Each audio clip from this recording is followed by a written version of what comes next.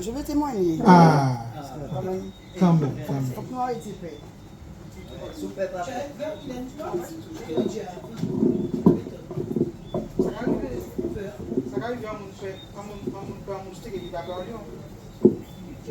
Bel bonsoir tout le monde. Bon, je vais parler en français puisqu'on est écouté au-delà des mers et des océans, n'est-ce pas? Je suis venu ce soir alors que ma maman à 87 ans, elle est malade.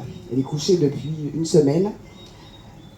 Ma soeur est partie l'autre bout aller voir ses enfants et ses petits-enfants. Mon frère est malvoyant. Je suis là, je regarde ma maman. Finalement, je lui donne du thé. Et puis elle m'a dit non, il faut que j'y aille. Je suis bien contente d'être venue parce que publiquement, je veux dire que je refuse ce baptême. Alors comme beaucoup d'entre nous, on vient d'une famille catholique.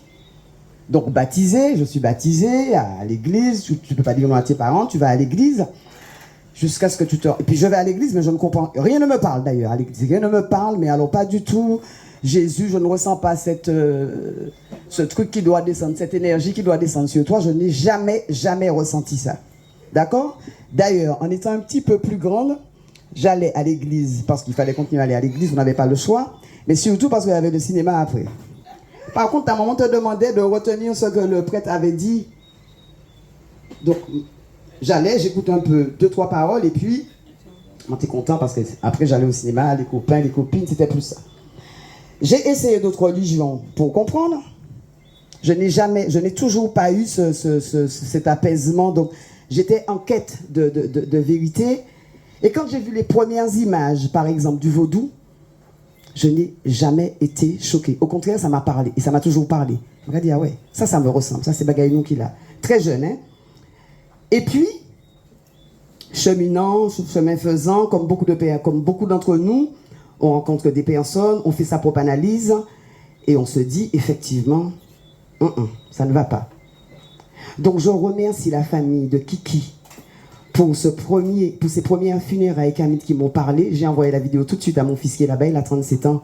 J'ai dit Dadou, si demain, puisqu'il faut y aller un jour, il est hors de question qu'une chorale vienne chanter à mes funérailles. Il est hors de question qu'un pasteur vienne dire quoi que ce soit à mes funérailles. D'accord? Donc, je dis publiquement parce que mon père allait tout à l'heure, je peux partir d'une minute à l'autre, nous pouvons partir d'une minute à l'autre.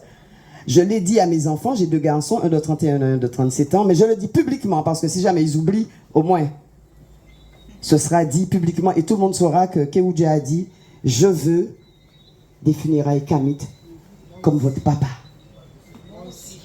Et on doit continuer. C'est vrai que j'ai eu un petit peu de mal parce que on pense qu'on prend la parole facilement, c'est pas vrai. Et c'est une responsabilité de le dire publiquement parce qu'on peut le dire en soi. On peut le dire pour ses enfants, pour sa famille, pour ses amis. Mais là, c'est un engagement. Et je suis très contente d'avoir laissé ma maman parce que je suis certaine qu'elle a là qui veille sur elle et que je vais la retrouver en bonne santé. Et je suis contente d'être là. Je remercie aussi Olaïmi qui nous prête le lieu. Je remercie Anandi qui fait un travail formidable. Je vous remercie d'être là. Et je dis publiquement, je refuse. Et je veux des funérailles kamites. Merci pour l'écoute. Haché.